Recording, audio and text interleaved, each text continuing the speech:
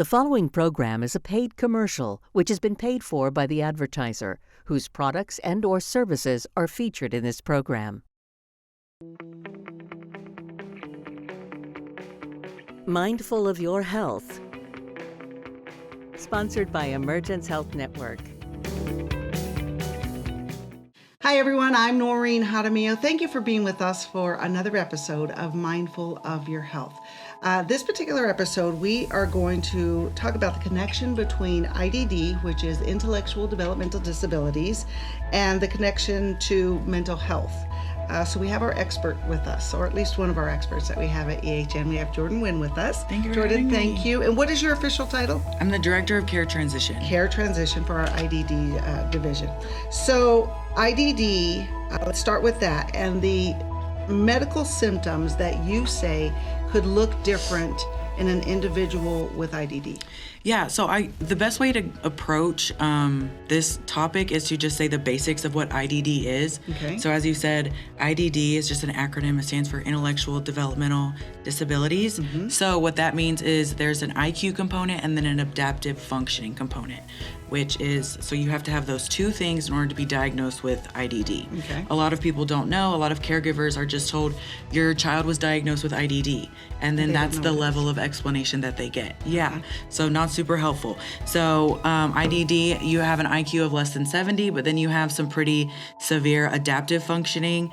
So that means language disorders, sensory deficits, issues with memory, social judgment, all that different kind of thing. Okay. So that's that's years and years and years of study boiled down to just that. That's what we want to start off with for that explanation. Okay, perfect. Yeah, and so every diagnosis is different, obviously. Mm-hmm. So there's tons of diagnoses that are under IDD. IDD is a huge umbrella, and the medical connection to each diagnosis is different, just as it's different from you to me or the other people that are in this room or the people watching. Okay. So I like to remind people, if you meet someone with autism, you've met one person with autism. Not a blanket statement. Yes. So just because if I mention some connections today, it doesn't mean everyone with autism is at risk. Everyone will experience that.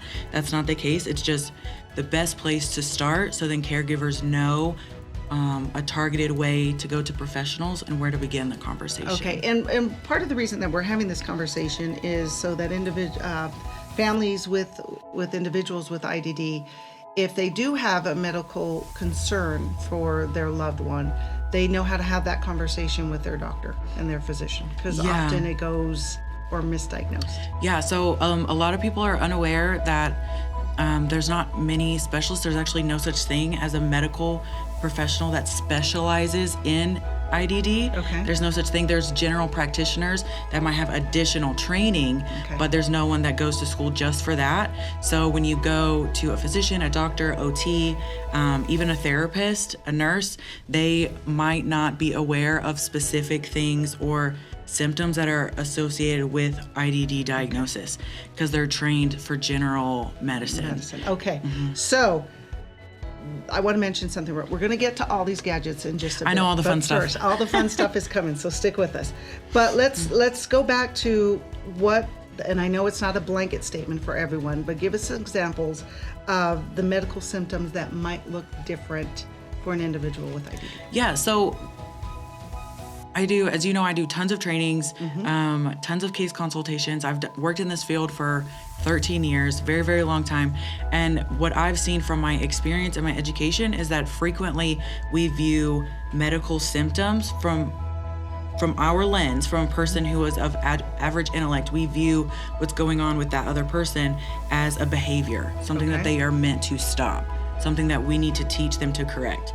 For example, let me explain. Okay. For example, it might be people with autism statistically, so it's a sensory disorder. So that can be the way things feel on their hands, their clothes, lights, all of those different kinds of things. Got it. So certain foods are very difficult for people with autism to eat. So it's Because different. of the texture? Yes, because that's a sense. And so most people on the spectrum enjoy eating foods that are carb-based because they're more solid. They're solid but still soft, those kinds of things. So then they're picky eaters. Okay. And so that is seen as a negative behavior, so the parent can view it as you're just being picky, or if you don't eat your dinner, you're just going to be hungry then, or your grandma made that for you, you're going to hurt her feelings. So when really it's connected to their diagnosis, it's not a choice, if that makes sense. Yes, absolutely. Okay. You in one of the trainings you have, I read where you talked about one of the medical connections, and I'm assuming this is what you're talking about, so clarify for me. But like an individual who fidgets a lot and moves around in their seat a lot, what was the medical connection there? That might be the case. So that could be the case. That could be a lot of different things. So the training that you're referencing is the one we actually had one yesterday. About 100 caregivers came out for that training. Yeah, it was incredible.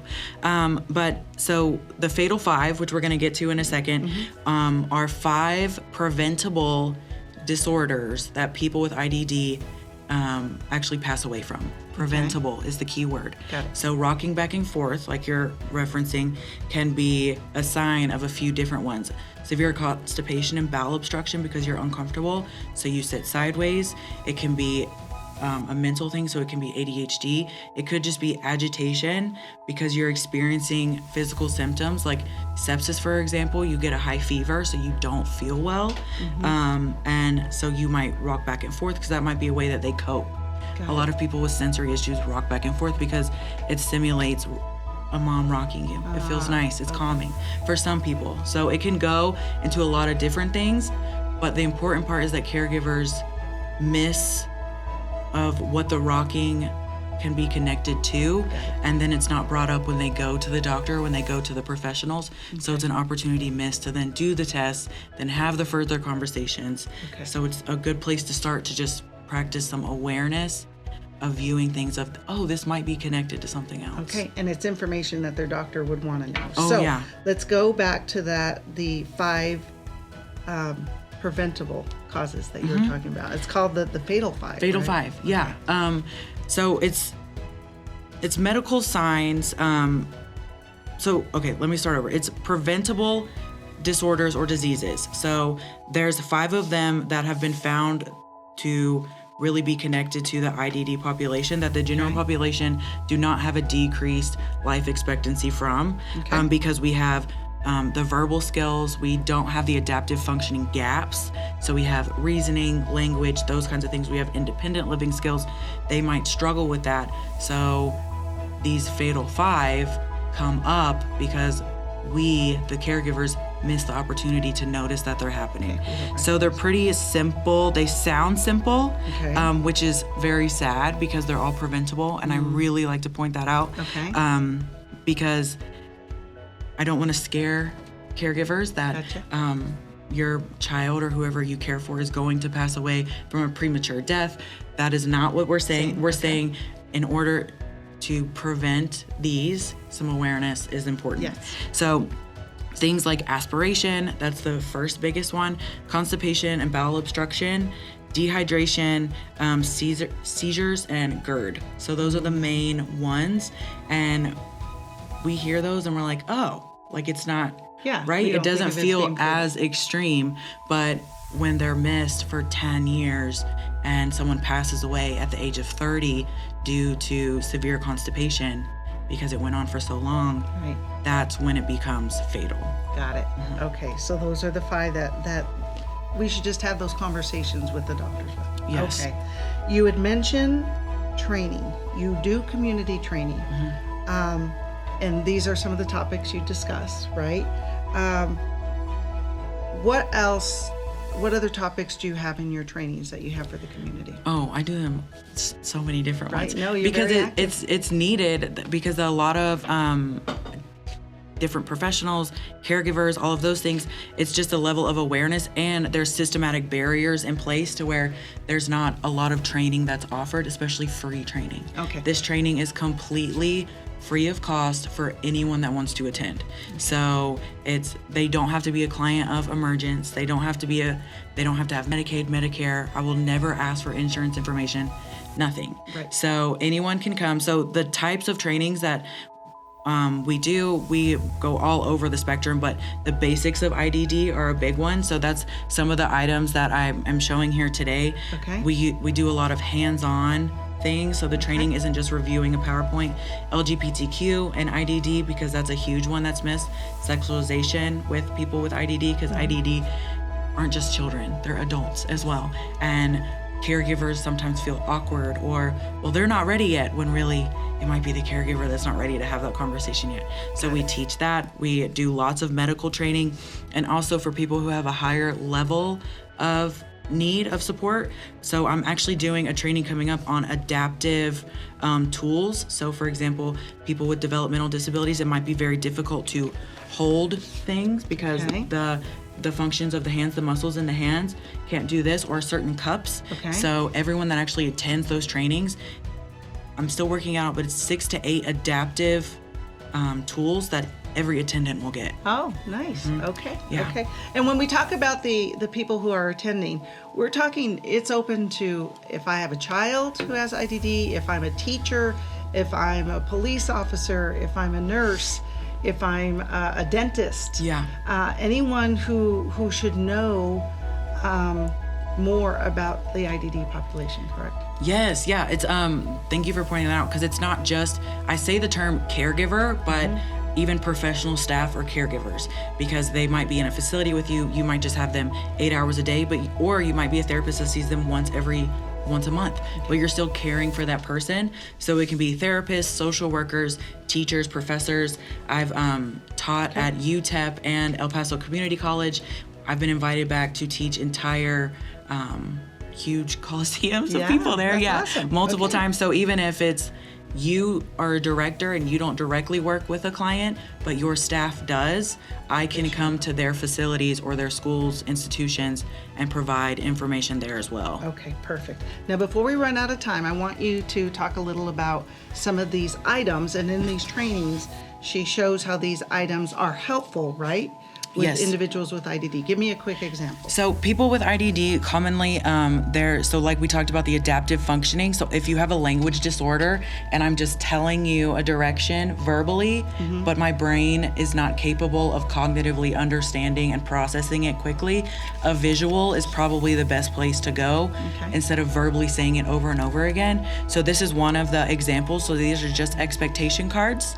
And so this, for example, is if you have someone that gets agitated, if you verbally ask, are you okay? They can use this for yes and no instead of having to verbally respond. So, and these cards are super cool. Just no thank you. So this is, you teach them how to use it, they can show it, but then there's also different ones for like if there's overstimulation, like it's too noisy. So if because on average the processing time for people on the spectrum is 30 seconds to 2 minutes for a verbal response, but they can show this to you before the 2 minutes, before the processing time, because the language part is what's the difficult part that's catching it. So if you do a visual, so we go into all of that. It's a whole training just dedicated. This obviously helps with communication, but it helps, and correct me, with the frustration, with sometimes it decreases frustration, it decreases anxiety, because think about how anxious you would feel in a classroom, for example, or at home, knowing I need things but I can't say it because of there's something wrong with me, right?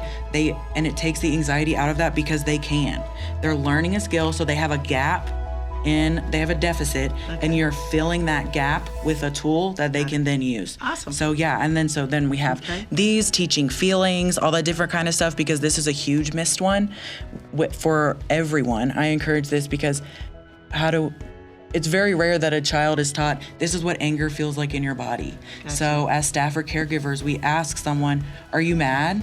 And they might say no when they're throwing and punching their hands through the walls, but do they understand what the word mad feels like, what that means, right? So that's what this is. I do a whole training on emotional regulation. Nice. Super cool. And then this one is the medical journal that every attendant was provided one, and this is actually created specifically for people with intellectual disabilities. Yeah, so it's for parents. This thing is so super cool. I love it. So it tracks all of the different Fatal 5 that we talked about. Right. For if there's concern, then they can chart it for 2 weeks at a time, 1 week at a time. They take this to the doctor with them. The doctor asks how much water have they actually had. You can't you're not going to remember off the top of your head. Right. Well, you're like, well, let me pull this out. So the first 3 days, he did pretty good. And then he doesn't drink one sip of water in the past 3 days. He refused. So that will give the doctor somewhere to start of, well, it could Very be nice. aspiration. There could be something in his throat. Okay. Or for staph, because when there's staph, like community living, for example. Oh, okay. So one staff, because it's your shift, will take a client to an appointment, right? Right. They don't know what the doctor said last time because they weren't there. It was another staff that transported them. Okay. So this follows the client. So if a doctor says to the staff that's there, well, last time we talked about blah, blah, blah, what have you done within his environment to approach that? You have They it can all. open this as opposed to saying, I'm not sure, I'll get back to you for an answer. Yeah. Because then you're forcing the client to go through another appointment because we as the caregivers weren't prepared. Yeah. Okay, So this was super cool. The parents yesterday, Loved one of it. the moms, she teared up. She broke my heart. I was like, oh, mama, she loved because she felt heard. And Yes. that as a caregiver, Was fun. very, Awesome. very, Good very job, rare. Jordan. Yeah. Well, so I know you have more, but we're right out Oh, of for time. days. But these trainings, you have them monthly, I believe. Even more often than that, we do. So where can they go to get information Yeah, on so- how to sign up for these free trainings? So the free trainings, we have one a month already set up and scheduled. That happens, every training happens in person and virtually. So both options, because a lot of caregivers can't leave their home. So they can go to Emergence, the regular website, and then go to the IDD tab, and then you can find me that way. My name's Jordan Wynn, just to repeat that. But then also, I would like to give people my email so they can personally, I like to make myself as accessible as possible. Absolutely. So my email is jwynn, so JWYNN at EHNElPaso.org. And that is also an immediate way to get me, and then you don't have to go around red tape and barriers. Well, thank you for being accessible and providing this service to our community. Obviously needed, and I'm sure really appreciated. Thank you. All right, thank you, Jordan, and thank you for being with us. We'll see you next time. At Emergence Health Network, your behavioral health is our commitment. For more than 55 years, we have been serving our community, providing mental health programs, substance use treatments, assistance for our veterans, and 24-hour crisis care. This is us working for you. Thank you for letting us be mindful of your health. Brought to you by Emergence Health Network. We'll see you next time. The preceding program was a paid commercial, which has been paid for by the advertiser, whose products and/or services are featured in this program.